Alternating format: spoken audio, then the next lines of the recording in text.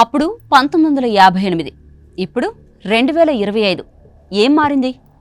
మానవ జాతిపై సునామీ ముంచెత్తింది. ప్రజలను పరుగులు పెట్టేలా చేసింది.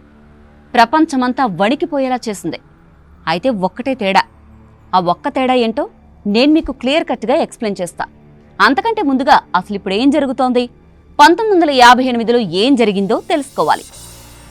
సునామీ, వరుస భూకంపాలు ప్రస్తుతం ప్రపంచవ్యాప్తంగా భయాందోళనను సృష్టిస్తున్నాయి.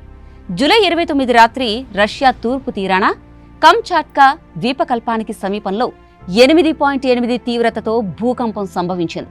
ఈ భారీ భూకంపం పసిఫిక్ మహాసముద్రం చుట్టూ ఉన్న దేశాలన్నింటికీ సునామీ హెచ్చరికలు జారీ అయ్యేలా చేసింది. ఇప్పటికే కమ్చాట్కా తీర ప్రాంతాల్లో 4 నుంచి 5 మీటర్ల ఎత్తు అలలు తాకాయి. అక్కడి తీర ప్రాంతాలు మునిగిపోయి మౌలిక వసతులు దెబ్బతిన్నాయి. ఇక జపాన్ తీర ప్రాంతాలన్నీ కూడా అప్రమత్తమయ్యాయి. కొన్ని చోట్ల 40 సెంటీమీటర్ల ఎత్తు అలలు తాకినప్పటికీ ఇంకా భారీగా అలలు వచ్చే అవకాశం ఉందని ప్రభుత్వం హెచ్చరించింది. మరోవైపు హవాయి దీవులు, ఉత్తర కాలిఫోర్నియా, ఒరెగాన్, వాషింగ్టన్, అలాస్కా తీర ప్రాంతాలు కూడా ప్రమాదంలో ఉన్నాయి. అందుకే అన్ని బీచ్లు, హార్బర్లు మూసేశారు. బోట్లలో నివసించేవారు సహా ప్రజలందరినీ సురక్షిత ప్రాంతాలకు వెళ్లమని సూచించారు. Mexico, Chile, Peru, Philippines, Taiwan, New Zealand లాంటి పసిఫిక్ దేశాల్లో కూడా స్థానిక పరిస్థితులను బట్టి హెచ్చరికలు జారీ అయ్యాయి. ప్రజలెవరూ తీర ప్రాంతాల దగ్గరకు వెళ్లొద్దని అధికారులు ఇచ్చే సూచనలు ఖచ్చితంగా పాటించాలని వాతావరణ నిపుణులైతే సూచిస్తున్నారు.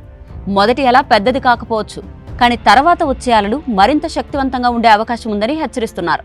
కాబట్టి ఈ పరిస్థితుల్లో అప్రమత్తంగా ఉండడం అత్యంత ముఖ్యం. ఇక ఒకసారి ఫ్లాష్ బ్యాక్ వెళ్దామా? ప్రకృతి శక్తిని మనం ఎన్నిసార్లు చూసినా ప్రతిసారి ఆశ్చర్యపోవాల్సిందే. భూమి ఒక్క కదలికతోనే మహానాశనాన్ని సృష్టిస్తుంది.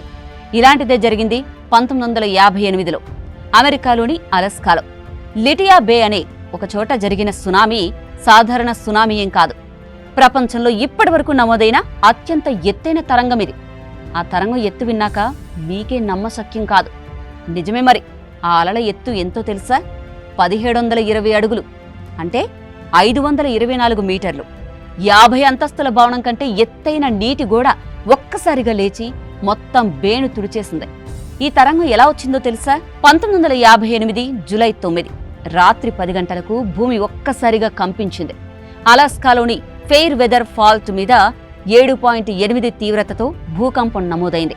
ఆ భూకంపం ఫలితంగా పర్వతాల నుంచి భారీగా రాళ్లు, మట్టి, చెట్లు కింద పడిపోయాయి. ఇక సునామీ శక్తి అంతటి భయంకరంగా ఉండడంతో లిటియా బేలో చెట్లన్నీ నేలమట్టమైపోయాయి.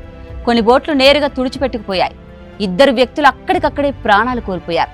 ఆ బే చుట్టూ మిగిలిన చెట్ల రింగులు ఆ తరంగం ఎంత ఎత్తు వెళ్ళిందో నేటికీ గుర్తు చేస్తూ ఉంటాయి.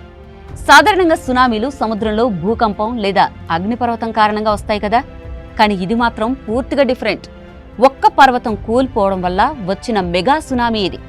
అందుకే నిపుణులు దీన్ని మెగా సునామీగా వర్గీకరించారు. ఇటు భూకంపం, భూస్ఖలనం, తరంగాల శక్తి, ఈ 3 కలిసి ఒకేసారి ఎలా పనిచేస్తాయో లిటియా బే మనకు చూపించింది. ఇది ప్రకృతి శక్తి ముందు మనం ఎంత చిన్నవాళ్ళమో గుర్తు చేసింది. మనకు సునామీ ఎంతటి శక్తివంతమైన ప్రకృతి వైపరీత్యమో గుర్తు చేస్తుంది. ప్రకృతి శక్తిని మనం ఆపలేం, కానీ మనం తెలుసుకోవాలి, నేర్చుకోవాలి, అప్రమత్తంగా ఉండాలి. ఈ సంఘటన నుంచి ప్రపంచం ఇప్పటికీ కొన్ని పాఠాలైతే నేర్చుకుంటోంది. ఇది లిటియా బే మెగా సునామీ కథ. ఇప్పటివరకు జరిగిన భూకంపం, సునామీ వల్ల పెద్దగా నష్టం సంభవించకపోయినా అధికారులు ఎవరూ అలసత్వం మాత్రం వహించొద్దని సూచిస్తున్నారు.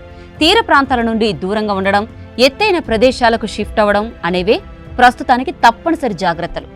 అయితే అప్పటికీ ఇప్పటికీ తేడా ఏంటో మీకు అర్థమైందా? అప్పుడు టెక్నాలజీ లేదు, ముందస్తు హెచ్చరికలు లేవు. ఇప్పుడు మాత్రం పూర్తిగా డిఫరెంట్. రష్యాకి సునామీ వచ్చే అవకాశం ఉందని 8 రోజుల క్రితమే పలువురు సైంటిస్టులు హెచ్చరించారు. అందుకే ఏమాత్రం ప్రాణ నష్టం జరగలేదు. గతంలో మాత్రం ఏదైనా ప్రకృతి విపత్తు వస్తే చాలా మంది చనిపోయేవారు. అదండి సంగతి. అర్థమైంది కదా? ఈ వీడియో మీకు నచ్చితే లైక్, షేర్ చేయండి. మరిన్ని వీడియోల కోసం మా ఛానల్ను సబ్స్క్రైబ్ చేసుకోండి. నేను మీ అరుణ, సైనింగ్ ఆఫ్.